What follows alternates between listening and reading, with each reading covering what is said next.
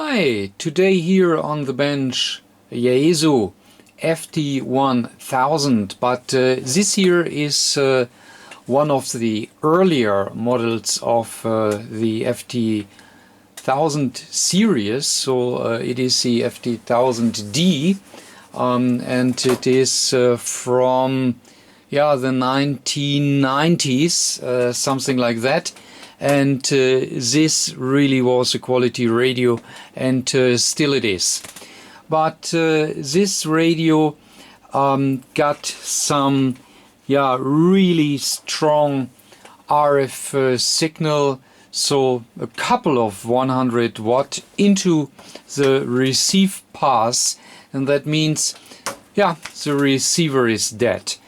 So we know that there was an earlier repair and in the receive pass, so that is something we need to look into. But now we have to see what really happens. So I'm a little bit unhappy with the information that this radio really got directly via coax cable directly into the receive pass a couple of 100 watts. So that means it was really a strong, a heavy impact, and I hope that not too much has been destroyed.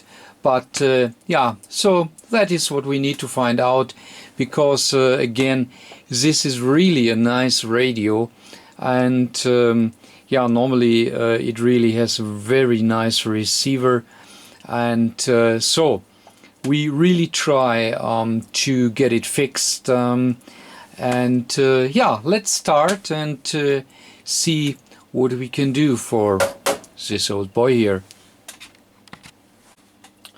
Okay, so let's get started, and first of all let's fire it up, and okay, so that is working, and now let's inject at least a signal into the radio and see what we can find. Okay, so I have hooked the radio to the tester, and let me inject S9 signal into the radio onto the 20 meter band, and here we are. So what we can hear, we have definitely a signal, and we can hear a tone, so that is not too bad. But as you can hear, it is fairly low, and you see there is no reading on the S meter. Okay, so let me first check if here the attenuator is working. So that you can hear that the signal is vanish in the noise, so that is basically a good sign. So that means that all is still working. And what we can check as well, so the S meter is working as well.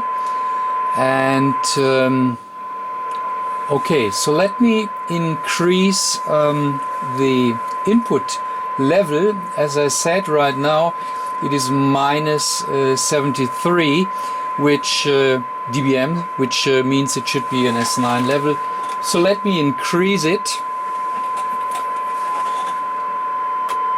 and you already hear it is getting stronger. So let me reduce it here a little bit, because it is really annoying.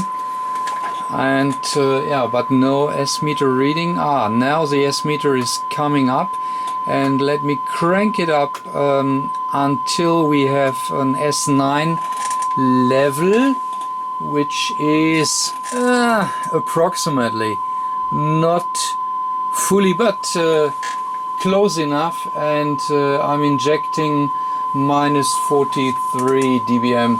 So yeah, that means that we are missing at least 30 dB. So there is still something wrong.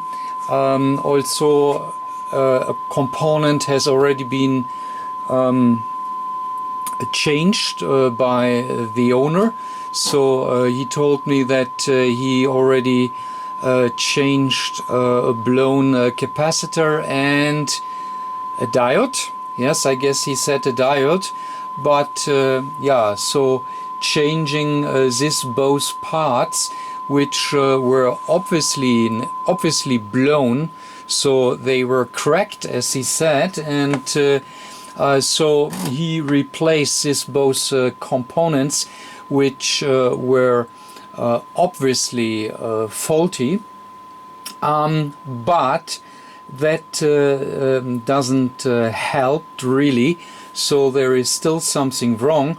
We are still missing about 30 dB, and yeah, other than that it is working. And with this signal, so I will show you in a second. Yeah, as you can see, with an input level of about minus 43 dBm, the radio is receiving, and you see that the synod with this input level is not too bad. So that is telling me a lot already. And what you can see as well, so the frequency is not so far off, so that is fine as well. And you can see here we have a more or less nice sign. So yeah, if there wouldn't be the 30 missing dB, yeah, so let us crack the radio open and let us see where we lose our signal. Wow, and have a look into this nice radio. So this is with top off, and yeah, what you can see here, and that is really a beauty. Have a look. So this here is the power transformer, so yeah, for mains at least. And you see this is really a nice linear power supply. So you have really this beast here of transformer, and you have here all the filter caps, and this here is, oh sorry, you can't see it, sorry. So filter caps are over here, and here we have our power supply unit, and yeah, under this shielding here we have the relay unit. So that is really beauty, isn't it? It is really nice. But yeah, it is heavy, 25 kilogram or so. So that is really a heavy beast. But this is a 200 watt unit, and I love it. Okay, and this here's the radio now from the bottom side, and yeah, very nice layout. So we have here our AF unit, this here is our IF unit, and here is our RF unit, and this here is more or less the board of interest, because it is a kind of, yeah, it is a front end at least, and all the signals have to pass this board, and therefore our first interest will be here this board. Okay. Okay, and this here is the RF unit schematic, and let us zoom a little bit in because here we need to find our path through, and let me see if we will be able to follow a little bit.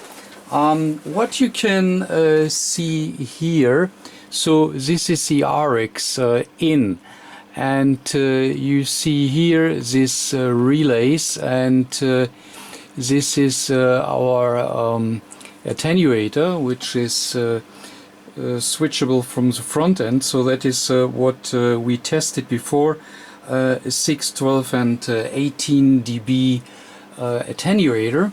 And this here on the right side, this here are our bandpass filters, and I hope that the problem is somewhere between here, our input, and I hope that the bandpass filters are okay. So what we need to check out is, first of all, we know that when we put in approximately 40, what was it? Let me have a look.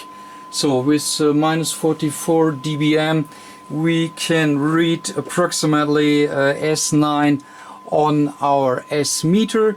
So what you hear is the tone with minus 44 dBm. And what I'm interested first is if we have at least here at this pin here our minus 44 dBm, because then that means that there is no problem in front of our RX board, because, well, you know, we have our antenna connector, and the signal goes through some other switches or junctions, or however we want to call it, and therefore the first what we need to prove is that the signal we have here at this point, let me switch off the generator. So the first what we need to make sure that the input at this here, at the J1005, will have the same level, or approximate the same level which we are feeding in, because then we can be 100% sure that you know, the signal which comes into the RX unit is fine, and there is not a problem in front of our RX unit. Okay, and as I already said, this is here our RX unit, and we have identified the J1005 as input. So this down here is our J1005, and if I go and pull now this coax here, then we should hear, at least nothing. So the receiver should be quiet, and let me see if it is true. Yes, it is. So that means now here at this coax here, we should be able to read our minus 44 dBm, and that is our next check. Okay, so what I've done right now, I have connected here my meter to the coax, which goes here to the J1005, and I'm still feeding in my minus 44 dBm. Well, and when we are reading here our meter, it is so close to minus 44, so let us have a look here. So this is what I'm feeding in, and that here is what I'm reading, and we can say that is minus 44.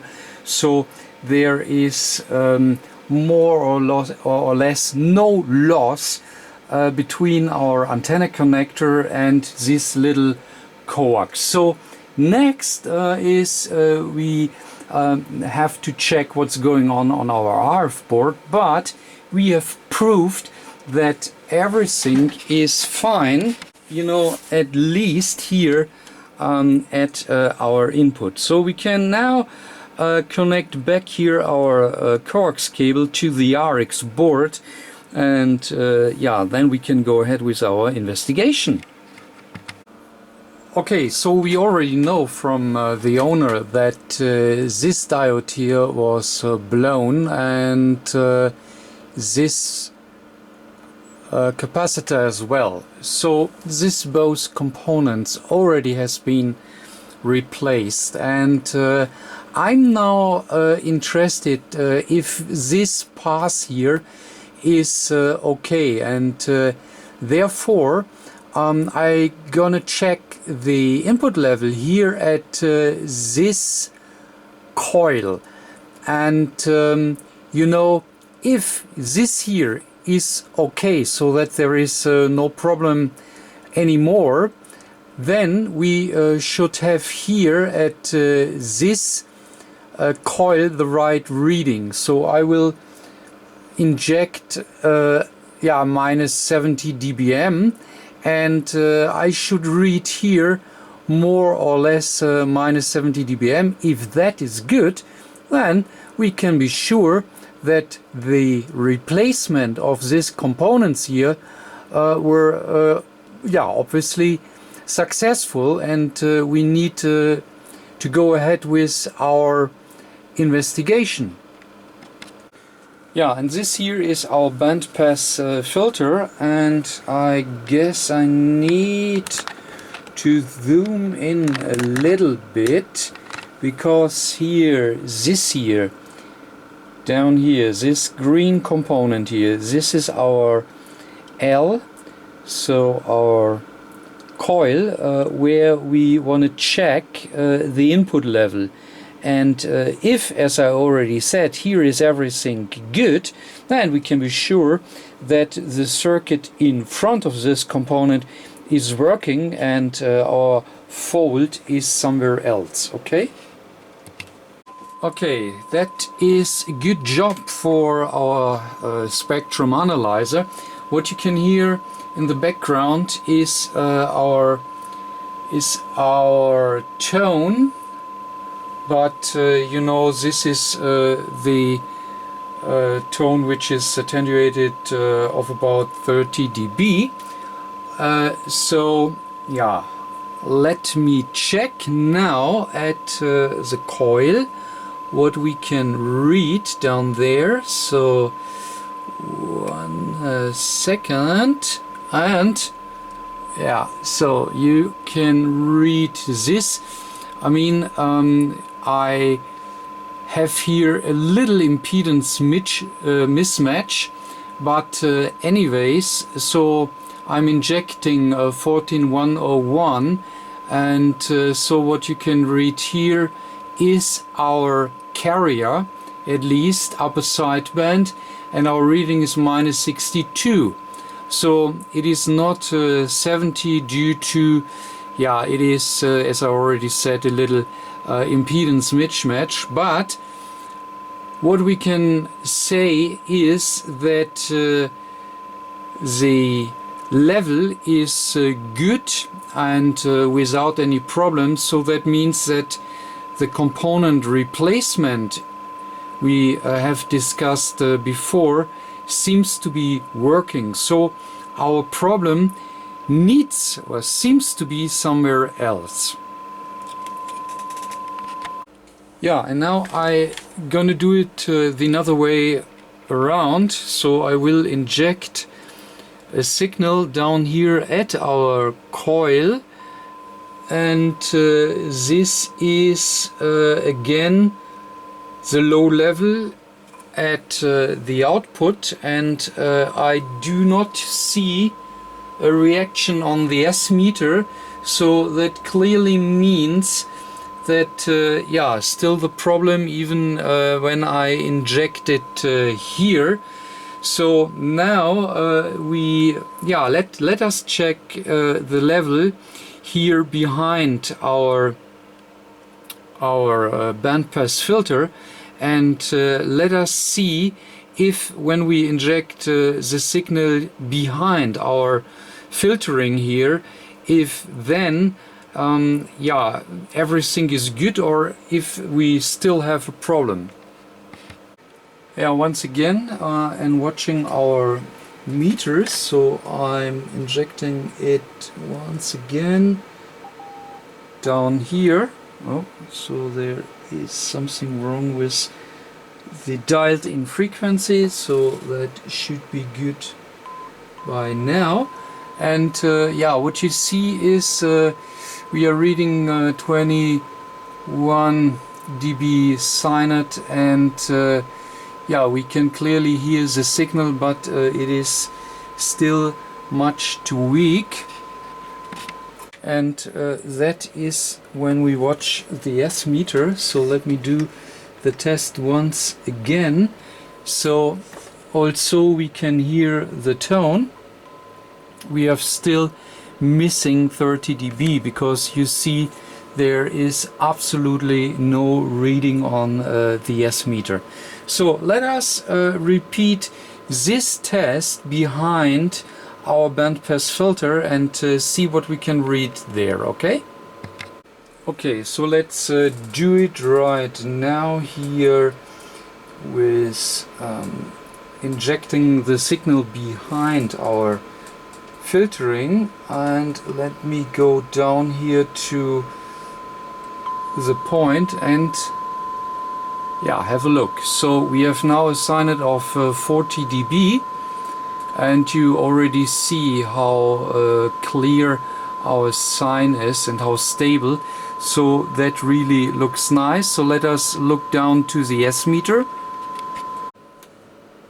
Yeah, and here we are now probing the same point, and you can see, yeah, our S meter is clearly showing, yeah, it is above S9, but yeah, that is clearly showing that behind our bandpass filter everything seems to be fine.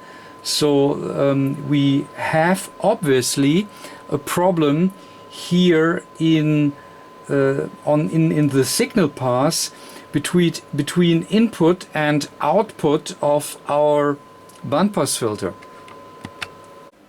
Yeah, again, this is our bandpass filter, and when I'm injecting a signal right here, then everything is fine, and our L1106 is here, and when I inject it here, so that is what we have done, then we have the heavy attenuation. So, well, that means that something between this and this point must be wrong. And well, I believe that the problem is somewhere here in the switching, because you know we have here all these diodes here, this 1008 or 1007 or what have we. So maybe something is wrong with the biasing, or we have really a faulty diode. So that is what we need to find out. I do not think that there is something wrong here with the bandpass filter itself. So yeah, it always goes down here to the diodes, and I believe, yeah, maybe this both here, that something is wrong down there, or as I already said, maybe there is something wrong with the biasing, and that is what we need to find out. Yeah, next will be to take out the RF board. and we have to check here some diodes, because I believe that we have a problem with one or more of these diodes down here, so that is definitely something we need to check before we can go ahead. Okay, so this is our RF board, and when I zoom in here a little bit, let me see if you can see it. If we see down here the diodes here and there, so it seems that somebody already tried to find a problem with this diode. So you can clearly see that they are bended, and you can see that, you know, somebody obviously was soldering here on this diodes already. And yeah, so for me, obviously somebody thought that something must be wrong here with this diodes, and that is what I said as well. I think that something is wrong with the biasing, but I've checked already the diodes, and the diodes are fine. So there must be another reason for our problem. Yeah, and when I was checking the voltages, I recognized that, well, all these diodes get approximately 12 volt here from our ICs here. These ICs are, you know, the band switches, if you like. So they simply decide which diode gets biased. And so yeah, when I was poking around, I found that we get here from these ICs 12 volt approximately. So then of course we have here our resistors, and then the diodes, and then all come together here, and well, you see that the biasing is going here over this transformer, and then here we have our resistors.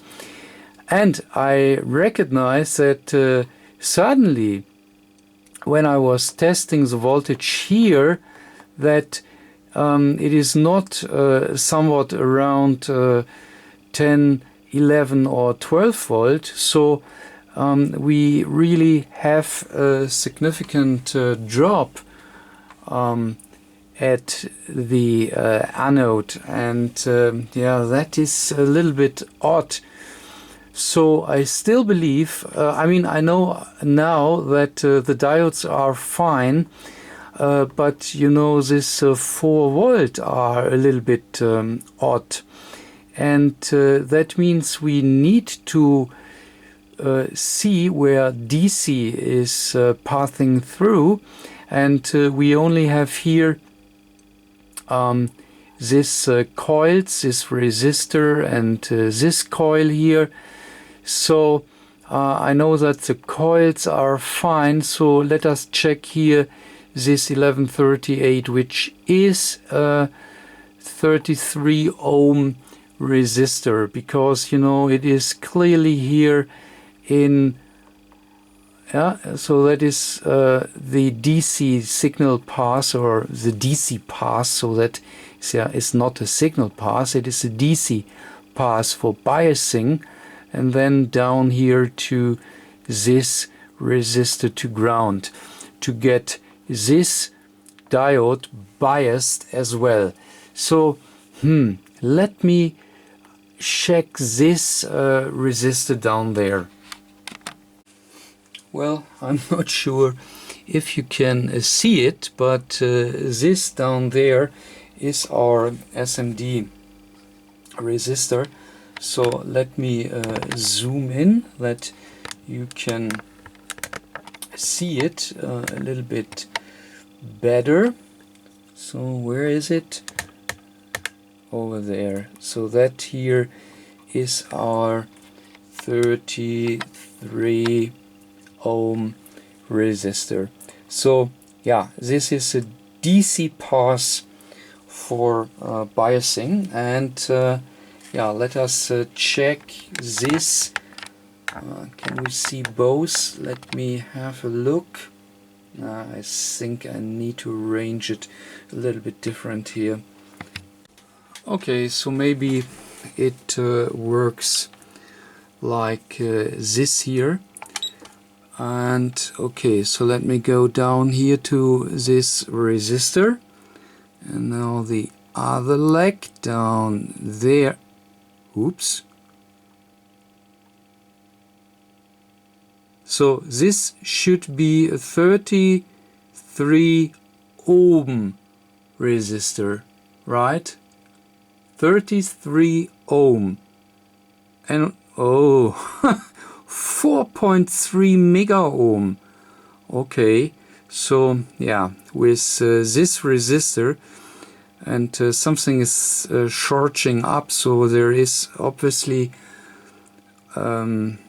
yeah, must be a capacitor somewhere. But anyways, what you can see, yeah, this is no 33 ohm resistor.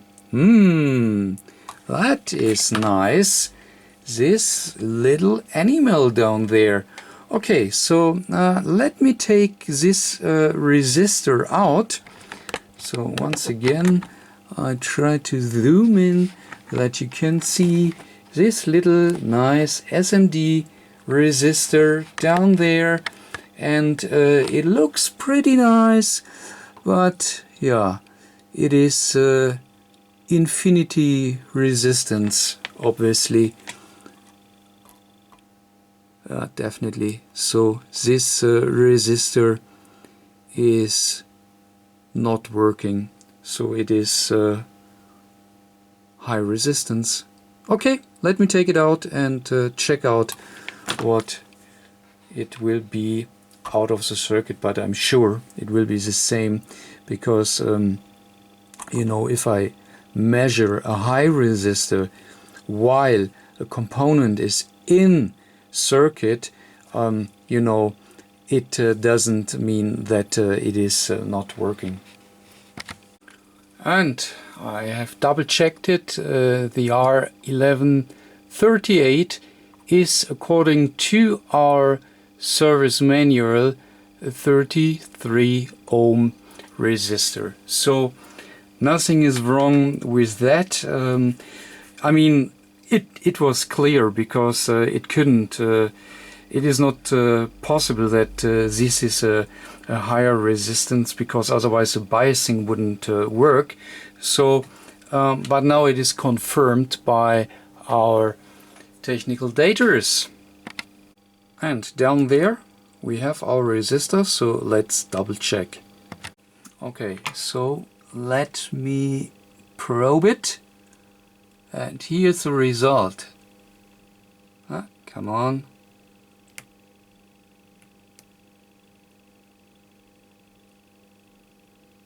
Huh. 16 mega. 16 mega ohm. Yeah, okay, so let me replace this resistor, and maybe if we are lucky, then this is the only bug which is left after this big impact. So maybe that's it, and yeah, let me replace it, and then we will see. Okay, unfortunately I do not have a 33 ohm on stock, but I have a 39, and well, 39 ohm should work. So yeah, I'm gonna try the 39 ohm, and then let's see if the biasing is back working with the 39 ohm resistor. Okay, so PCB is back in like this for test purposes. So all wiring is done. So okay, let us check what we can do. Okay, so let me switch on the unit. Okay, so it is on. Yeah, 14100 megahertz, as we had it before. And okay, so we can watch our S meter, and let me now switch on the generator to see if it is back working. Hey, wow, very nice. Have a look. So what is my input signal? -73. So S meter is back, very nice. And now let's see what our meter is telling us. Wonderful, have a look. So let me switch out the speaker. Now it is on dummy, and yeah, is that nice? So we really feeding in our -73, and you can see here we have now a 40.5 dB signet, which is telling us that the radio is really back working. So that is great. Okay, let us check. I mean, yeah, you see the sign over there, and it is clear and crispy, no problem. So let us check what the sensitivity is telling us, and that is now very interesting to see where we end up with 10 dB signet. And let me have a look. So that is -121, which is really great. And let me see if we can still, yeah, you hear the tone is still there. Let me see if I find the original figure in our service manual, then we can check against the specs. Yeah, so that are the original Yaesu specs, and what you can see is they are testing it with 10 dB signal to noise. We are testing signal to noise and distortion, which is even more a challenge for the receiver anyways, from 1.8 up to 30 megahertz. So they are telling us with a filter of 2.4 kilohertz width, which is selected, we should have a reading better than 0.25 microvolt. Okay, 10 dB. Okay, better than 0.25 microvolt. So let me go up here that we can compare. So 10 dB signal to noise and distortion, which is even a better or a higher challenge, and we are reading 0.144, so we are far better than what the specs are telling, and that definitely means the radio is back working. Okay, so let me bring back all as it should. So I have to install back the PCB right now, and then let's do our final testing. But I mean, there is no doubt that it will work as it should. So yeah, that is really nice.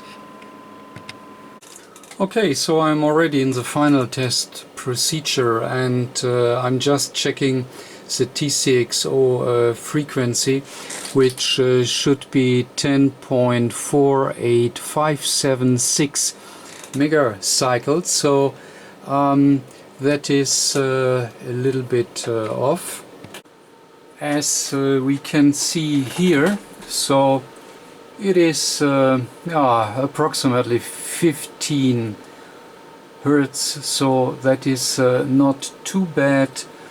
But anyways, let's try and tweak it a little bit to the right frequency. So now it's much better. So you see, last digit is jumping just a little bit, but the required frequency, as I said, should be 10.48576. So no more digit requested.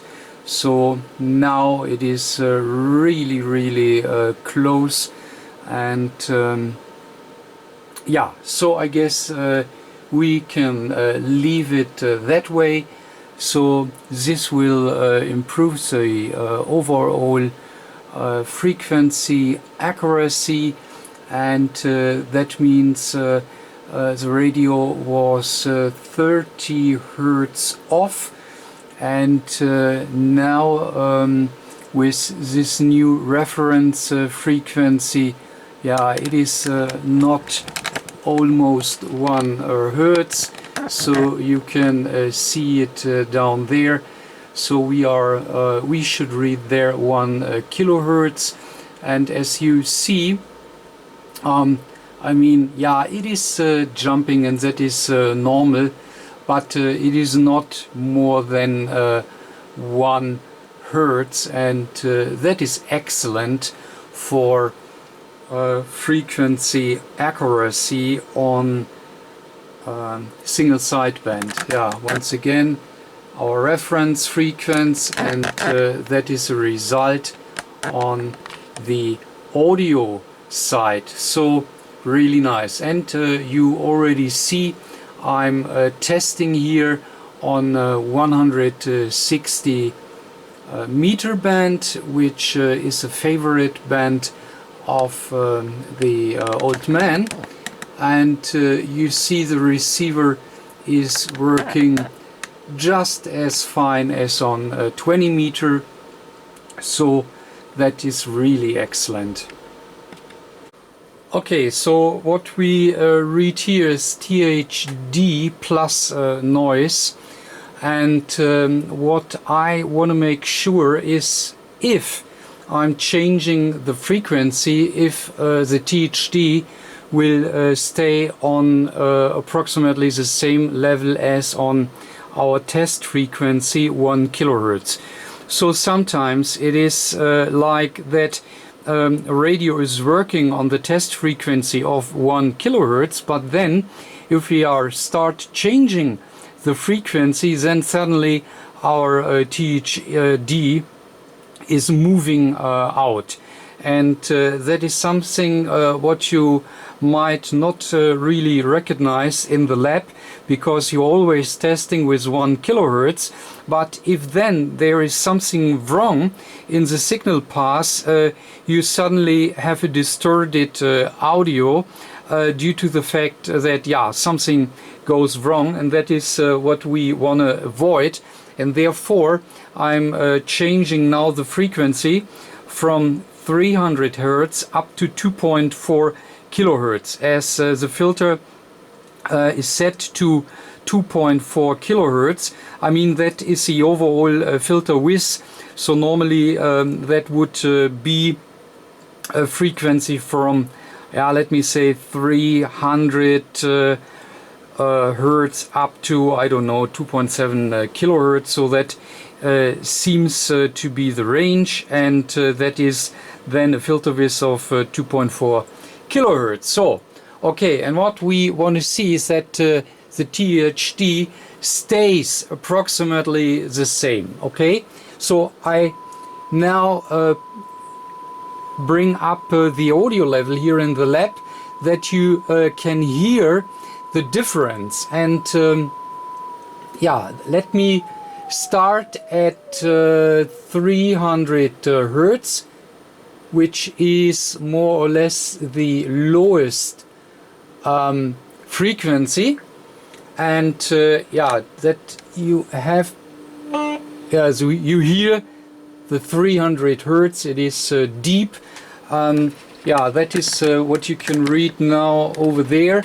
Here it is approximately 300 hertz. So that is now the audio, if you like, 300 hertz, and the 300 hertz is on the same THD level, and I'm now increasing the frequency up to 2.4 or maybe a little bit more, to make sure that we have really on all the different frequencies the same THD.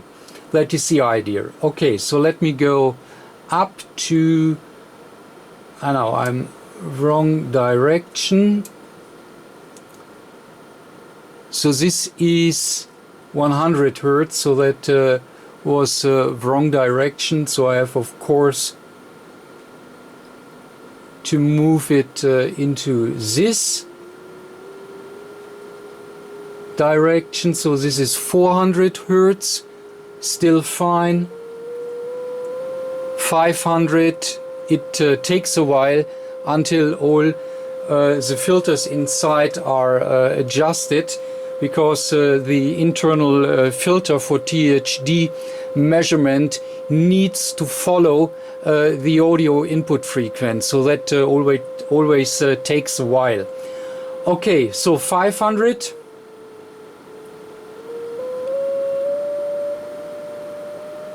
$600. Yeah, let us wait. Now the filters are adjusted and we are back to approximately 1.5. 700. All right. 800. Very nice. 900. Excellent. Now we are back at 1 kilohertz. Very nice. 2.1. Okay. To 1.2. Yeah. 1.3. Yeah. 4. Yeah. 5. Okay. 1.6. Very nice. 1.7. Excellent. 1.8. Very nice. 1.9. Excellent. 2 kilo. Excellent. 2.1. Very nice. 2.2. Great. That is 2.3. Still good. 2.4. Still good. 2.5. You see it is very slowly creeping up, but it is still very good, so no problem whatsoever. 2.6, still very nice, and 2.7, and that will be the highest frequency we are going to check, and it is still in a very good range, so all under 3% THD is considered to be good. So, and you see we are clearly below, and again this here is THD plus noise. If we only would check THD without the noise component, then it would be even better, but I'm always interested to have all components included. That gives a more realistic picture, and yeah, as you see, everything is fine. And now when I go back to 1 kilohertz, which is here, you see it is great. So okay, don't want to make it too long. That is fine as well. One last S-meter check. So radio is set to preamp on, so let me set it to IPO, and we are at S9 with -73, so the adjustment of the S-meter is finally okay, so no problem. So it is calibrated to IPO, and that is fine again. And when we switch our attenuator, you can see how the attenuator is working. So everything is really working great. Okay, so final test passed, and radio is back alive, and yeah, hope it will work for another couple of years, because as I already said, it is really a nice radio and much better than all the new DSP models. But anyways, I like this radio very much. Okay, so that's it for today. Yeah, as always, if you like this video, please give me a big thumb up, and catch you next time. Bye.